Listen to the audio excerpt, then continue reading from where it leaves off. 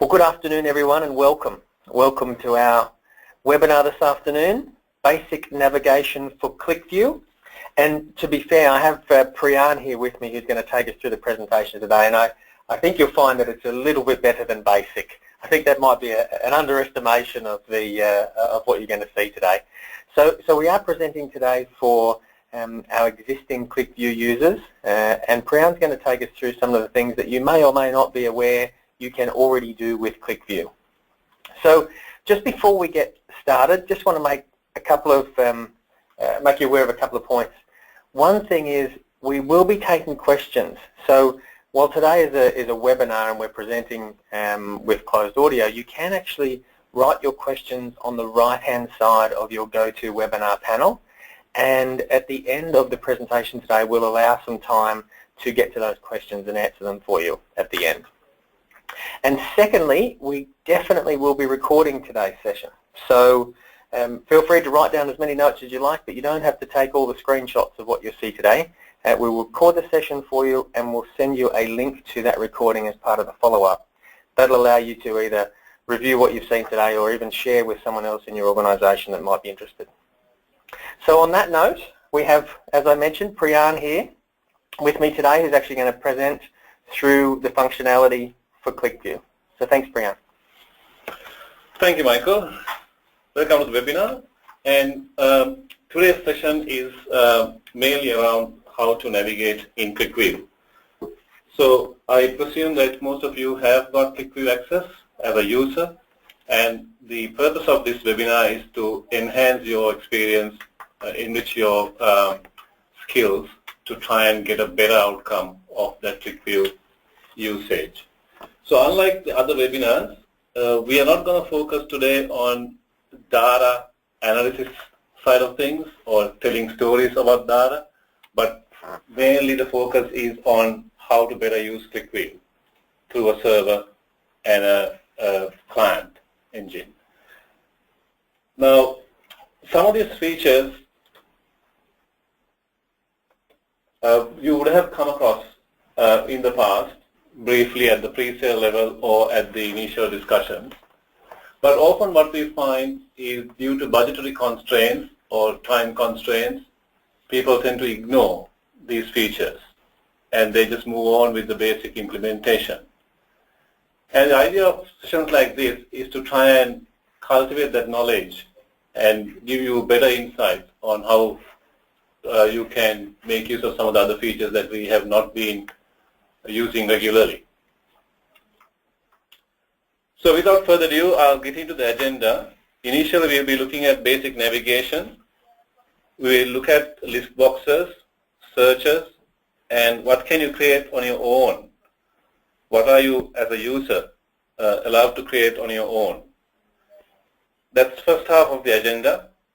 The second half of the agenda is to talk about collaboration, how we can interact with others through a QlikView document. What is there to discuss, show, and come back to.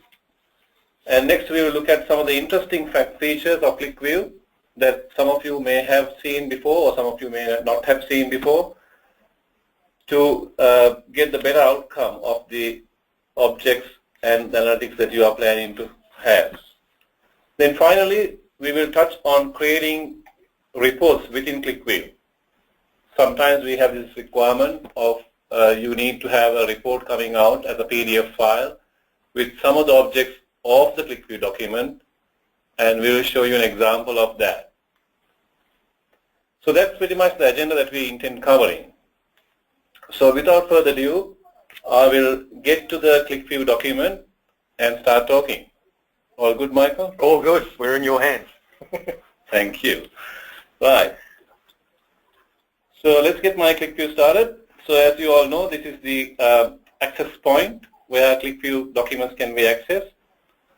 And I'm going to focus my demonstration today using the sales analysis document.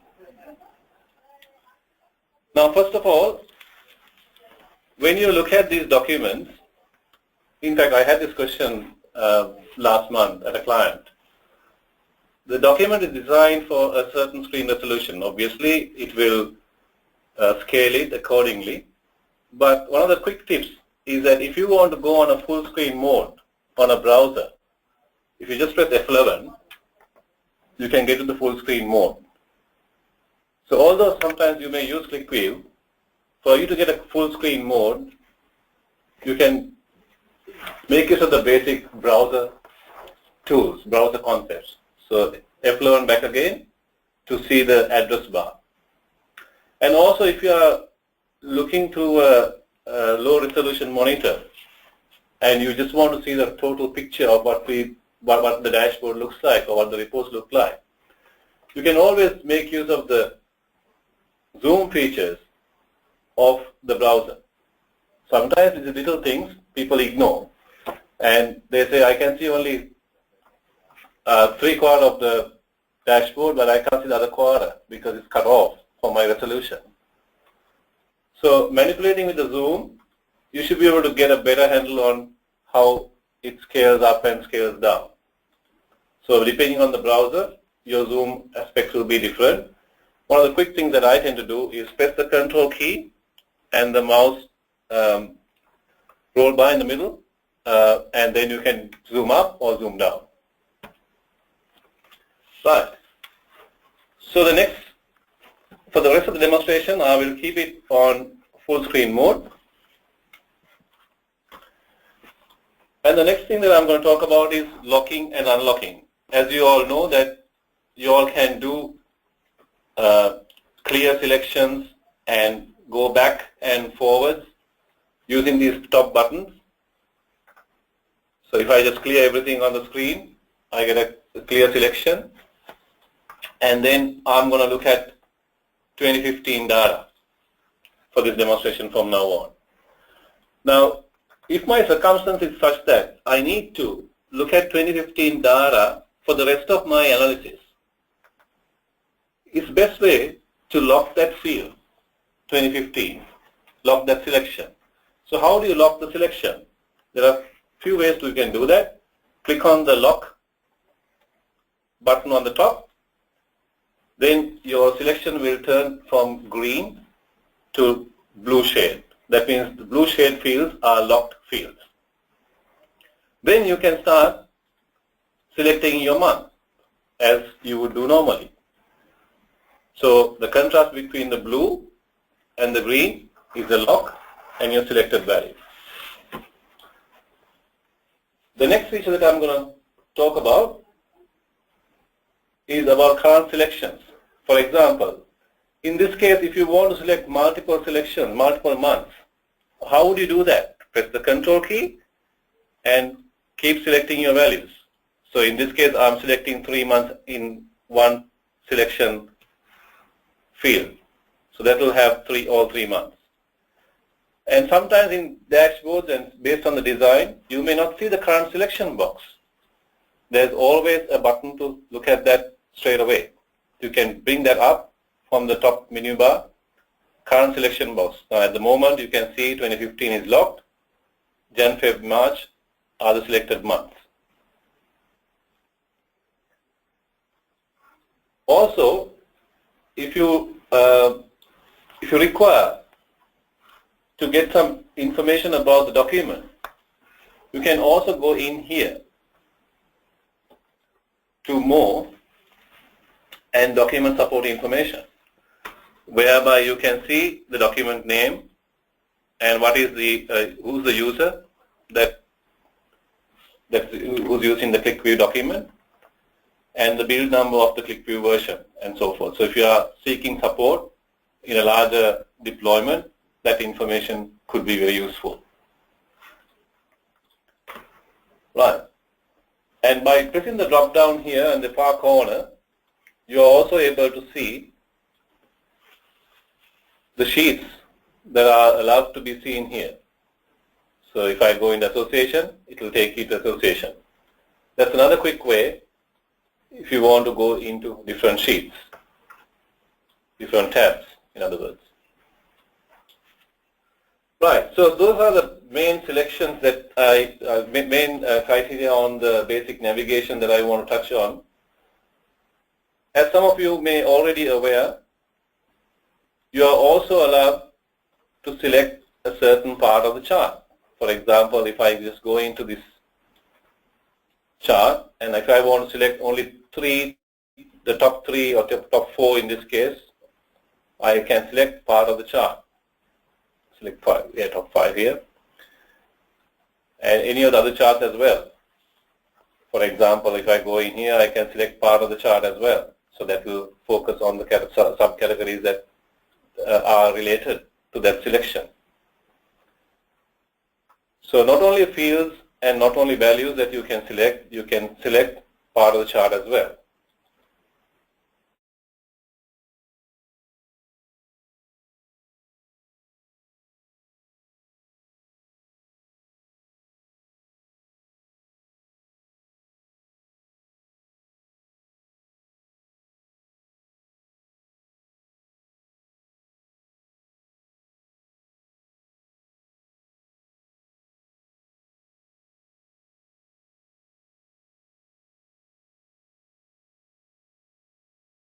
Since it's a sort of a wildcard search, you are able to see anything starting with the word mountain. So in this example, we have customers with the word mountain. We have customer names with the word mountain. Same way we have other fields with the word mountain. And you are able to select straight away from that list as well.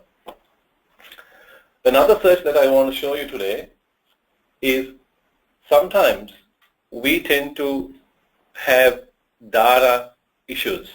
Although most of the systems tend to have a good governance around the system of records, sometimes free text fields allows you to have typing errors. And another way to look at this is a concept called fuzzy search. Just click on the tilde icon, the tilde button, and then you can type in what you're looking for, right? So what that tells you, let me just take an example here to better explain this.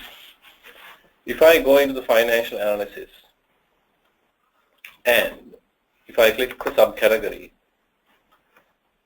and then I use the tilde and then I look at brackets,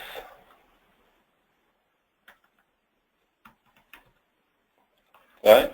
So what the result set gives me are the ones that start with brackets and also with the close resemblance of, based on the index of the field, index of each character, what are the close resembled values.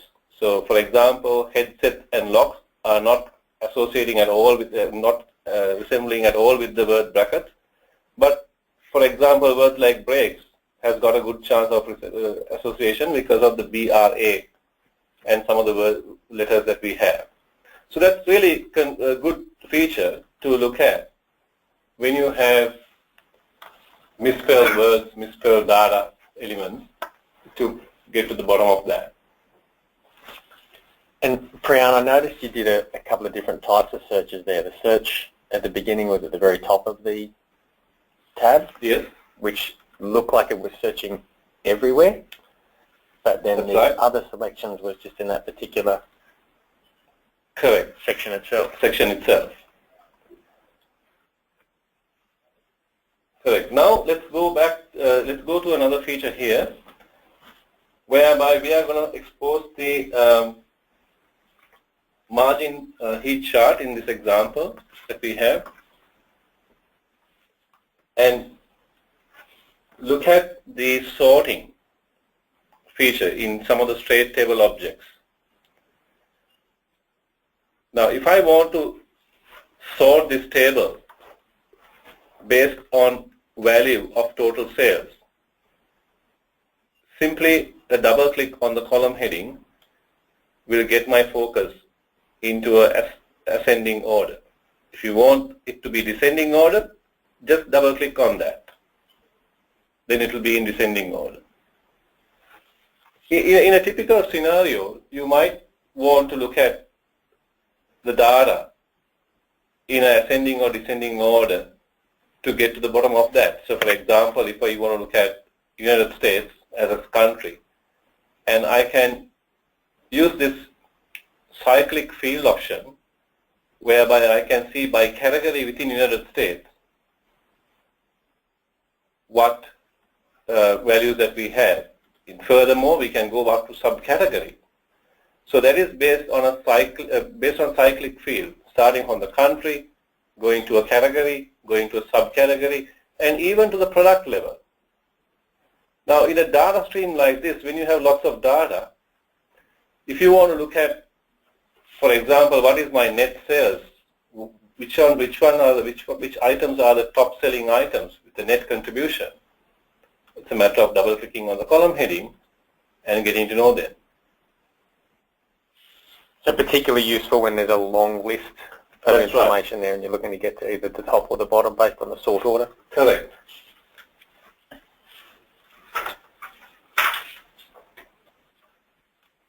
Now also sometimes, if you prefer to get the data out from QlikView, you press right mouse click and then you get few options. One of the options is send it to Excel. So press a button, you can bring this data to Excel. Or you can click export. Let's do a smaller data set. Say for example, if you want to get this table out, you can send it to Excel, and if you don't have Excel, you can put it to a CSV file. Now in this case, Excel file is loaded. If I double click on that, I got my data in Excel. As simple as that. I see it's keeping the formatting there nicely as well presented in Excel, so not just the raw data. That's right, Michael. And sometimes you may have a requirement of creating a new sheet within QlikView.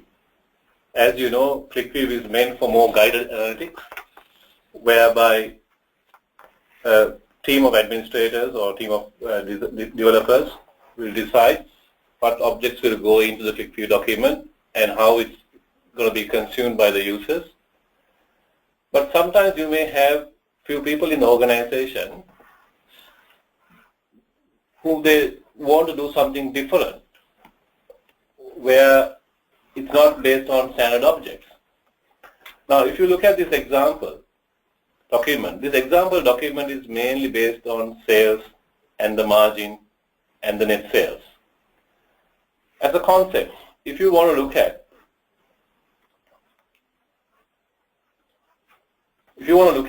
a concept of whereby I want to see the data, sales data, based on the supplier, so that I can see how I'm faring with the suppliers, or even for that matter, look at margin by supplier. So this is completely a different calculation to majority of the fields that we are exposed to in this sample document. So in this worksheet, I got a sample table. If you want, we can create a new sheet by clicking on the plus button here. So I got my brand new sheet. And then I click on properties. I can name my sheet.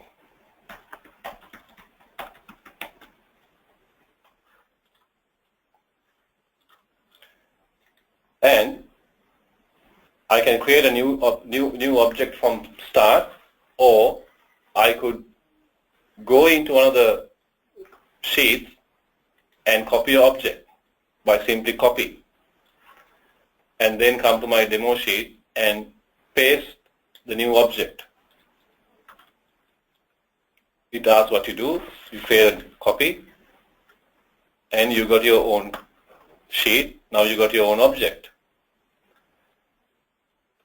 Now let's look at a feature whereby if you don't like the look and feel of this data set the way as it is, you can make another copy here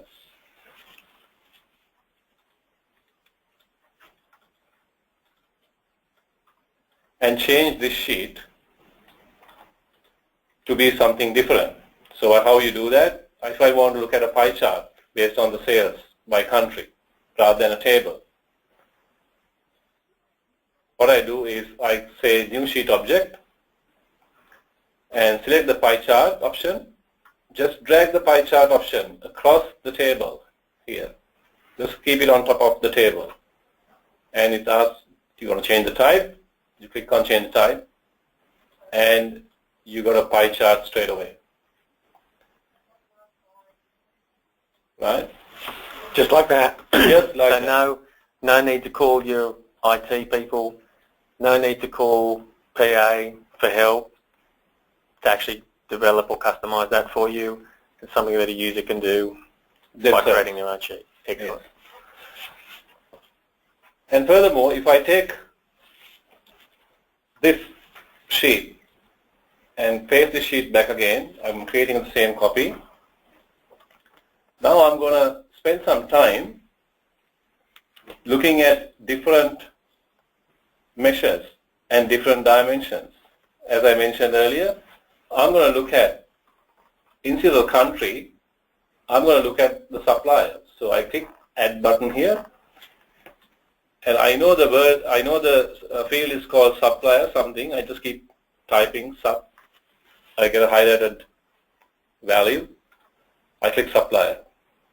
So we got a sheet which is country, supplier, and sales already. Right? So if I don't want the country, I click the minus button, I remove the country. And in addition to the sales amount, I like to see the margin amount. So I click on plus button and come here. But I don't know how to do the calculation. So what I do is I click on the FX button, just get rid of everything here. I know it needs to be an aggregation. So I click on the aggregation options. I know it has to be a sum, right? So it gives me a selection sum. And then field, I know it's something to do with the margin. If I type MAR, it gives me the possible options. So I want the margin amount. And as you can see, it formulates the required expression that I need. And if I click more, I can do my usual number formatting and make it to a integer, and I would like to put $sign in front so that the numbers will not have the cents but just the dollar value only. Simple as that. So what I got is sales and margin by supplier. So as you can see straight away here, I'm making a loss with this supplier. So to recap, the QlikView document is designed and shown based on sales and margin and net sales. That's the driver for the rest of the document. I'm taking a different tangent here, going to a supplier and looking at the margin by supplier. And I'm different, my analytics is different to the traditional analytics that I've been doing and that this document is designed to do. But as long as the data is captured, it's in the data model, we are able to do that as a user. So using that data that's in the data model, you're not actually limited to what's been predefined or represented in the document. You can actually create your own information. The user can create their own information. Yes. But still, I like the ability to copy the charts from other sheets as well. I think that's a good way to start and an easy way to get going. That's right. Rather than creating everything from scratch, you just start copying some of the existing objects and modify them so that you can get on top of quickly. So within a couple of minutes, you can turn that analytics into a different aspect of the data model and start talking. Right. So some of the other options available in this menu are the repository on top, whereby you can see all your objects, show items created by me. That will show you all the objects that I've created. If you have created any dimensions, you can look at the dimensions. You've got expressions that we have used, so you can look at all of that in here in the repository. Now another aspect that I want to touch on is the bookmarks. Now, bookmarks is an interesting feature whereby if you want to have something that you frequently go to, pre-selected, right? Let's clear all the selections here. And 2015, say for example, I want to look at a country like Australia and a category of clothing. So if weekly, for example, if I want to look at Australia clothing as a selection, rather than coming and selecting everything every time when I come here and select these two values, I can create my own bookmark by pressing the Add Bookmark button on top here. So I can call that as AU Clothing. And I can share this bookmark with other users if I click on the button here and provide some description about what this means.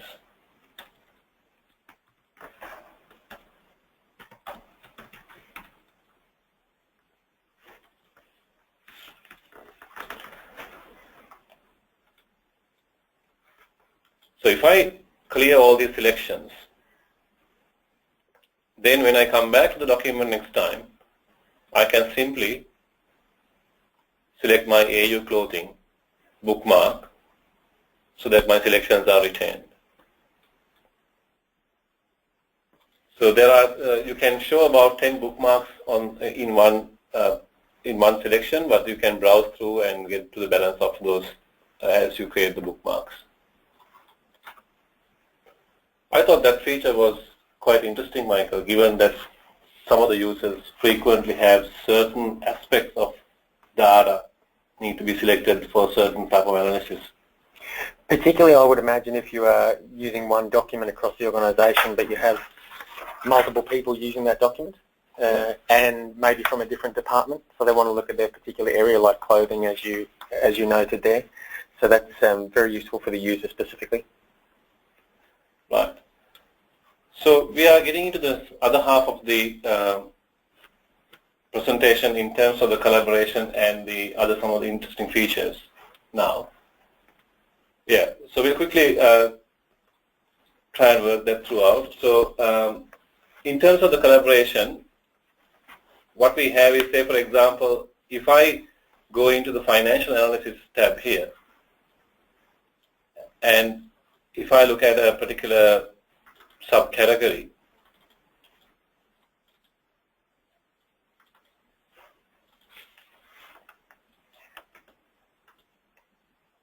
right? Now if I want to share this or take a snapshot of this situation that we are in, you can right click and click on the notes button here and add a new note, and you can take a snapshot as well, and that way you can say this is Australia 2015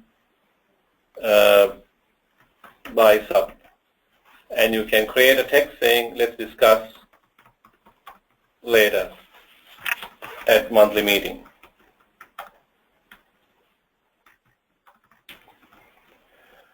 The idea here is that later on you are able to come back to these notes by selecting show hide notes. If you come back, you can see the note and you can get back to the snapshot that you have done. So quite a useful feature to come back to the document.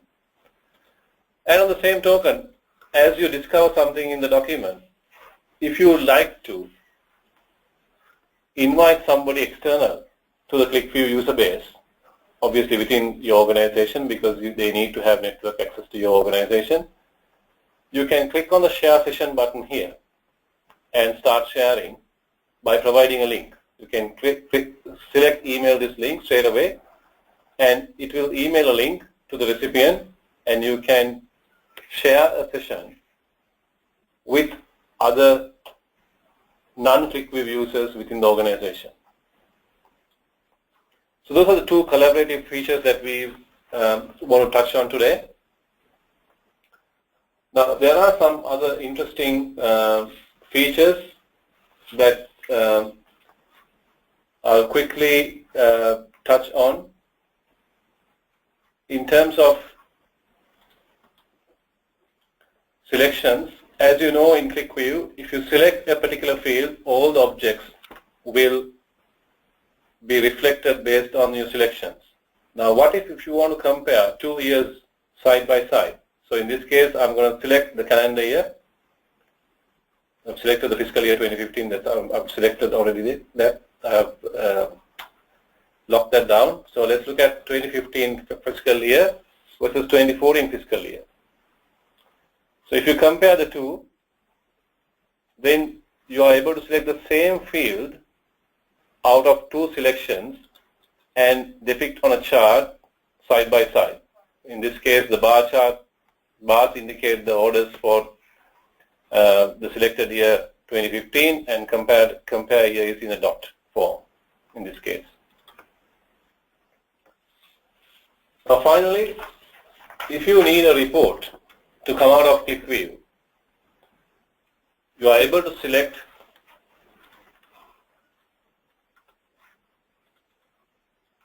the option from here. Let's close this, stop sharing, so that we can come back to the document. Select report from here and click the button. So you got some selections, in this case 2015, and you can get the report in a PDF format. Now in this PDF format, what we have, these objects come from QlikView document. As I just shown you here, this object was shown before, and these objects also in the dashboard page, and they can be formatted with the date, with the page numbers, page numbers, so that people can have a look at it, and you can distribute this report offline via an email. So perfect for maybe sharing at a board meeting, taking that Qlik information that you've used from the QlikView and sharing that within your organisation in a PDF format. That's right. So in summary, we have touched on the basic navigation, list boxes, create your own charts, collaboration aspects, some of the interesting features of like comparing the same field across a single object, and creating reports with QlikView. I'll leave the floor for question and answers and hand over to Michael to moderate. Excellent, Priyan. So look, we do have a couple of questions that have come through, so we might just quickly answer those just before we finish up. The first one is, does everyone, so everyone as in the users, have the option to share, or is that a security-based enabled option? Yeah, the option to share is based on the document.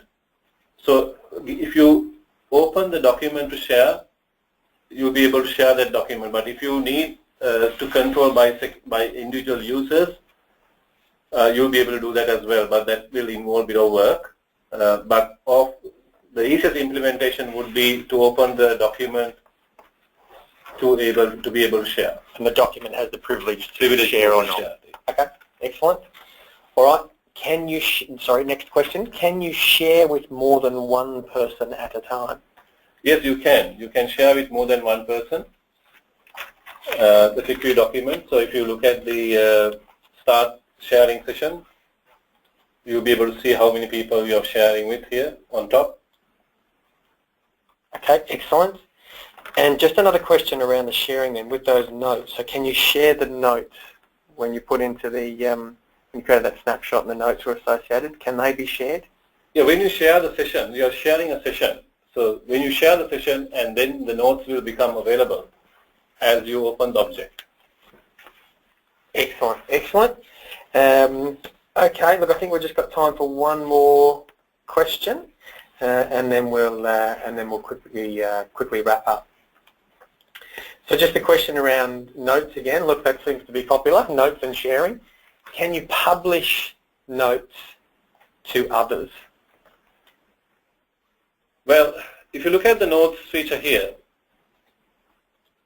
if you hide the note, if you look at the particular note, you'll be able to comment the note, so others can see that note as well, and you'll be able to let them comment on the note.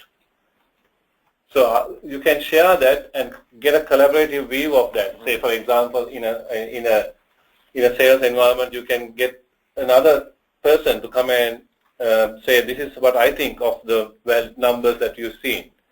So that way you have a more collaborative approach and start a discussion through a note. This is due to promo or something like that. And then those commentary will be shown against that note right throughout. As a collaborative dialogue. Collaborative dialogue, yes. Excellent. And that's associated to the document then, not just to those individuals. Okay, excellent. All right, well, look, in terms of time, we do need to wrap up. So I want to firstly just acknowledge and say thank you to Priyan for taking us through. As I suggested, it was a little bit more than basic. There was quite a few things that Priyan was able to take us through today in a relatively short period of time.